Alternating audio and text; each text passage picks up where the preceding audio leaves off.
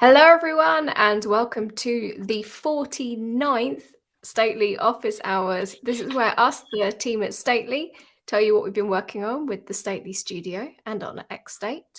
It's our 49th, so that means next week is our 50th.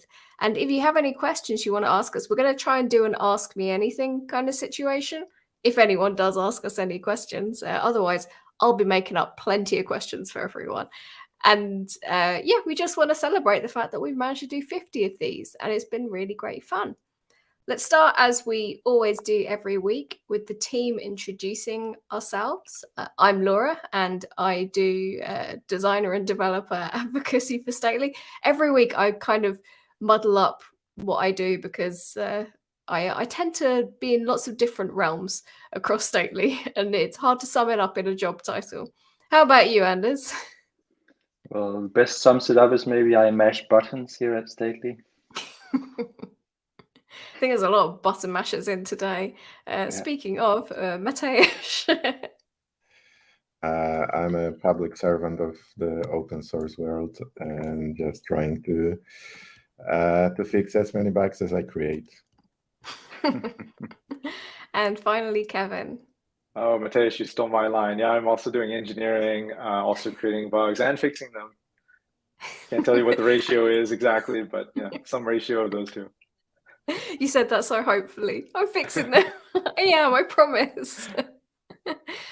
Well, what I'm going to do is I'm going to leave the rest of the team to introduce themselves, because we have a fantastic video from the rest of the team at React Finland. She says trying to get it up. There we go. Hi everyone. We're all here at React Finland. I'm Jenny. I'm Farza. I'm David. We had some questions sent over from Laura that we'd like to answer for you all. The first is, what did you both speak about and how did you feel after? So I gave a talk about diagramming in general and its benefits, and did a little bit of live diagramming with the audience. We modeled a React component and built a state machine for it using Storybook, and it was funny. It went well, and I think it was received pretty good. Yeah, there was a lot of applause. It was great. So I talked about the two types of state management libraries, including XState and Redux and a whole bunch of other ones. And basically the talk was just, to talk about direct versus indirect ways of state manipulation and the benefits of both. Yeah, it was a good talk. Yeah, they both went really well. The next question we had was, what was Jenny's experience with pairing with folks using the editor? I had a couple people come up to me, and Caddy from Formidable was one of them. I helped her use the Stately editor for the first time, and that was really fun. Yeah, it was really fun watching Jenny and her going through the visual editor and building something that actually matters using the visual editor, and it was nice because they caught a lot of bugs. Yeah, what was it that you modeled? It was a payment, a checkout machine. That's pretty cool. Yeah, with authentication and make sure the cards were actual payment cards versus just a gift card or. So lots of different paths, lots of conditionals. Exactly. Things like that. I saw the result. It ended up to be a very big state chart, which is pretty cool. Yeah. And what was our general feedback on how React Finland has been? Well, I live here, so I'm supposed to be negative. No, I'm just kidding. I think we got a lot of feedback from the audience. A lot of people reached out to us, and we talked about them, about XState and the visual editor and what Stately does. A lot of local people are interested now. We gave a workshop that was received pretty well too. And we saw people traveling all the way from Israel to just be in our workshop and hear us talking about XState and state machines. Yeah, I really loved the workshop. It was a packed room. Everyone had so many questions, which is great. And we were able to cover a lot of material, but I feel like the workshop should be a 2-day workshop just because of how much you can cover. But we were able to make a really cool example application that actually worked. So yeah, and I learned. Yeah, that was nice. Yeah, and the people here, of course, are so friendly. I love coming to Finland. It's my 3rd time, so yeah. It's my first time here, and it's very cold since I'm from Florida in the U.S. Cold to us, maybe not to Farzad. It's comfortable. Yeah. No, but it's been really fun. All right. Do you guys have anything else? No, I don't think so. All right. Okay. So goodbye from Finland. See you all. See you next week. I love it. It's so good. We should have That's great. correspondents from across the world every week. It's so good. They seem to be in some kind of beautiful wooden lodge or cabin or something like that, which I guess seems suitable for being in the Nordics, doesn't it? It's probably a sauna since they're in Finland, maybe. Yeah, although with their jackets on. Yeah. With their stately jackets on. and They can't everything. get it hot enough from the Florida state. And if you want any of our team to give a workshop or a talk at your event, please get in contact with us. You can contact us, team@stately.ai, because, I mean, you want to have David and Fazard give a workshop to you. Even Fazard learned stuff in the workshop, so you know it's going to be that good. And the talks did go down really well. We got to watch them because React Finland kindly share an online stream as well. So we'll make sure we share the link to the videos as soon as we can. Now, next up, let's talk about what us lot have been working on. Anders, do you want to give us a little sneak peek at some of your recent work? Yes, I would. So I'm still working on getting projects in the editor, as we call it internally, which is a big overhaul of the design. Maybe it's not coming through on the stream, but once you get to see this on your own screen, you'll see lots of great little details. And let's go ahead and open this Friday project. And the reason why we call it projects in the editor is that on the left side here, we have it's a totally new design. Nick's really knocked it out of the park with this one, but it also actually allows us to have multiple machines. So instead of opening one editor per machine, you can now have more machines open in the same editor. And one of the things we've improved on this week is how you actually add machines to a project. So now you can just press this little plus button and create a new machine. And I don't know, let's create a banana machine. And there you have it. You instantly have a new machine without doing anything else. And now you can toggle between the machines in the project. And That's so useful. yeah, we hope you're gonna like it. I mean, we're already starting to use this internally and really loving it. One of the things I also do while I go ahead is just to make sure that we kind of dog food. So whenever I kind of mess up and do a lot of use states and a lot of nested logic, I tend to rewrite using state machines as quickly as possible. And that's been a lot of fun. And It is the very benefit. yeah, it's very nice. It's one of the good things to dog food because it saves us so many future bugs that I would otherwise write. One of the other things we've been working on is kind of changing the visibility and sharing projects. So there is an upcoming share functionality where you can change the visibility of the project. So you can go all the way from public, which means that everybody else can find your machine using the discovery search for machines. You can also unlist the project, which means that only the persons you give the link to can actually open this project. And you can go all the way to private so that it's only, you can see this one is only visible to me. And this is because this project is under my projects.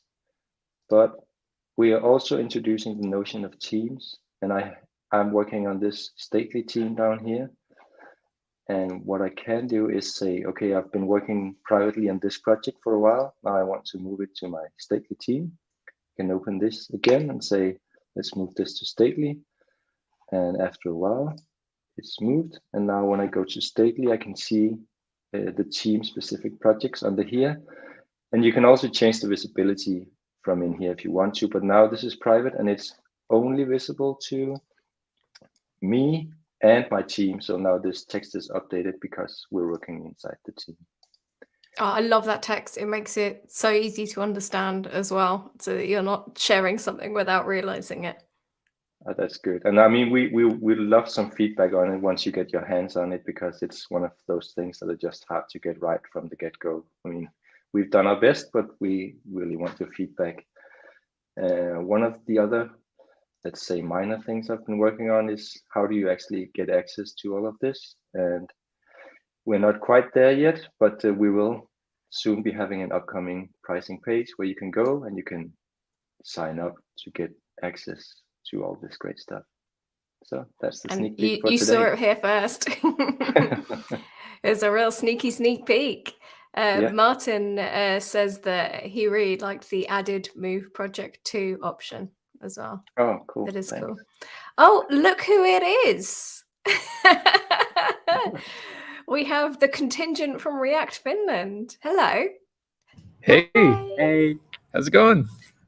Good. How are you? It's good. We enjoyed your video. That was an update from maybe about an hour ago, wasn't it? Yeah. It was. Yeah. And so right now we're trying to survive on conference Wi-Fi. We'll see how it goes. You're coming We'll through see how nicely long right now. Jenny and Farzad last standing behind you like that as well.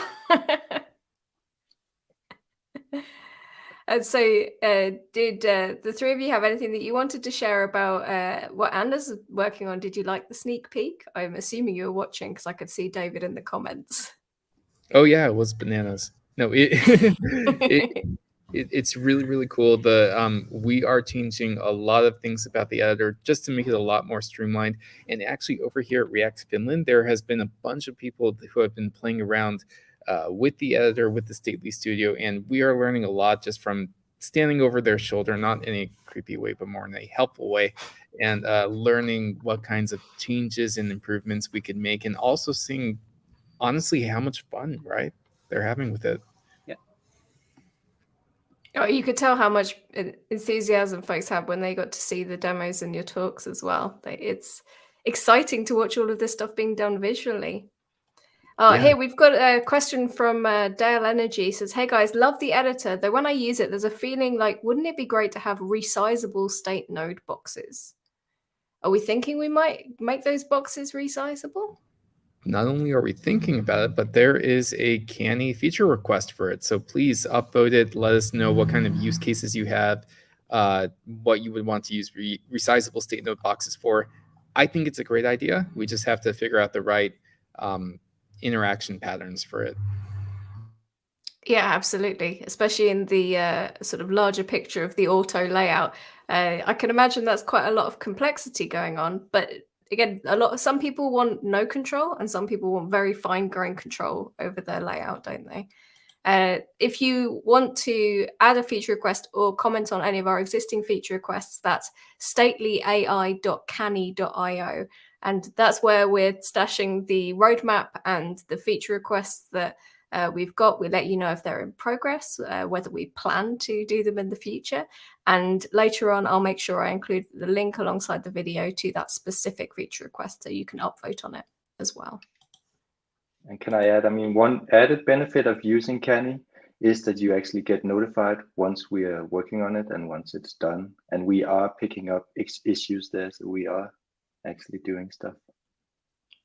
Yeah, the whole team is very actively using Canny and checking it. And it's one of the ways that we can prioritize what we're working on, because there's so much that we want to do. And so it's really useful to have folks say, hey, this is actually what I would use. And that really helps us understand what your use cases are.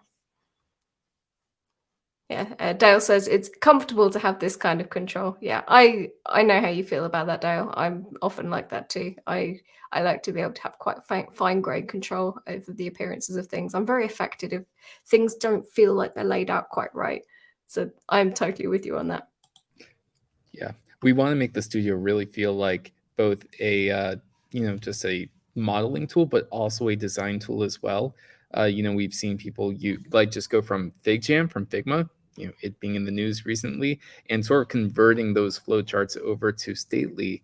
And so what you gain in having it be an executable model, like Farzad talked about in his talk, you sort of lose the whole design aspect if those parts aren't there, like the ability to resize nodes, color them, add extra little things that might not fit directly in the model. So it is something we're thinking about, and we would love to just make this a full-featured both design and modeling tool.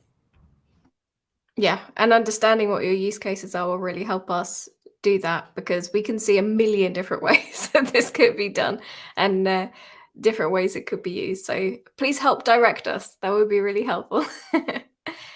Now, I wanted to ask, because we haven't heard much of an update from Mateusz recently, because I know that he has been heads down, really working hard on VS Code, or specifically the VS Code extension. So I was wondering, and I'm not going to necessarily ask you what progress, because it's tricky at the stage that you're at, but really what your intentions are for the VS Code extension going forward. Yeah, so the intention is to make it more solid and to improve on certain areas that that can be improved, such as bi-directional editing between VS Code and the studio. So right now, parts of the code that you have in your text file might get lost when we sync it back from the studio. So that's like North Star for me, Polar Star in the work that I'm doing right now, and I'm getting to it. At the moment, I'm refactoring the extension with the focus on performance, fixing some long-standing bugs along the way, and yeah, like learning how the extension actually works and like how the VS Code APIs work. I try to ensure that we don't deal with any stale data anywhere. So yeah, like whenever you edit anything and stuff like that, when we query the information, I ensure there's only a single source of truth there and stuff like that. So yeah. It is giving the VS Code extension, the classic Mateusz, a level of attention to detail, which I think everyone appreciates. That bites me a little bit. But yeah, trying to figure out how this should work for like long-term goals that we have. So, and trying to just like lay some groundwork for that, and yeah, juggle pieces.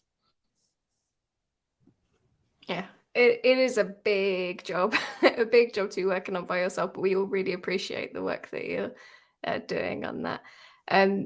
That's another point, actually. It is worth checking statelyai.canny.io if you do have any feature requests for the VS Code extension. Of course, parity is one of the things that we've been working on, like really focusing on lately.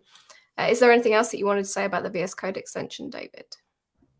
Yeah, so I'm not sure if this was mentioned in the last office hours, but two of the biggest changes that are coming soon, which Mateusz was working on and probably still is working on, is you're no longer going to need to sign in to use the extension. So it's going to work if you're anonymous, doesn't matter. That's going to be fine. I think we're almost done ripping all that out, or maybe I think that's already even released. Oh, awesome. Stuff, so. Yeah, and so the second biggest change is, and he might mention this briefly, but bundling the editor into the extension means that not only are you going to get a performance improvement, and it's going to potentially work offline. Don't quote me on that, but it would be awesome if it worked offline. But things like copy paste, which we actually ran into when playing around with it with people here, that's going to work.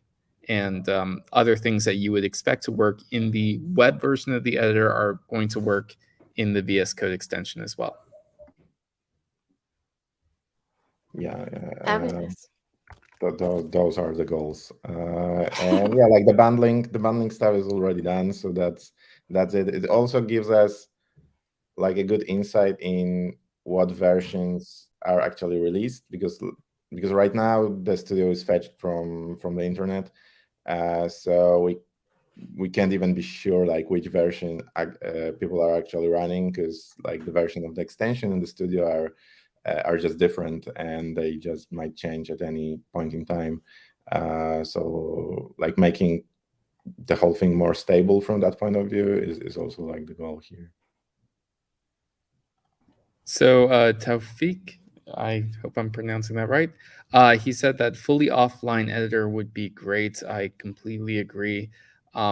this is something that we would love for you to share on our Canny board, because yeah, there's a lot of considerations. And so the editor, there's two parts to it, really. There's the editing part and there's the collaboration part. Of course, if you're collaborating with someone online, then, parts of that do need to be online, but there also should be a set of functionality that should work whether you're online or offline. Yeah, and again, that's stately.ai.canny.io. I've said it 3 times now. I think that's enough for the day. I'm going to get it tattooed on my back. And Mateusz, the studio should work offline? The bundle studio in the VS Code editor? The extension? The only 2 dependencies for like on the internet was the authentication, which is already ripped off, and the fact that we were loading the studio from the internet. So the bundling, like the work that has been done to bundle the studio into the extension, removes that last dependency. So yeah, it should work offline just okay. Excellent. So there we go. Things that we wanted to do, already doing it. It's always good to hear. That's magic. Yeah. Is there anything else that anyone wanted to share this week? I know that we're going to have a lot stored up for the next few weeks. And of course, we have our 50th office hours next week. I think I'm going to get a party hat to wear for that. I think it's only appropriate. And so it would be lovely if you could join us again then.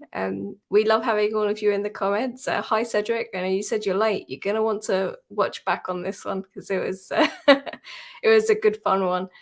And yeah, so thank you everyone for joining us again. And we will see you again next week for the 50th.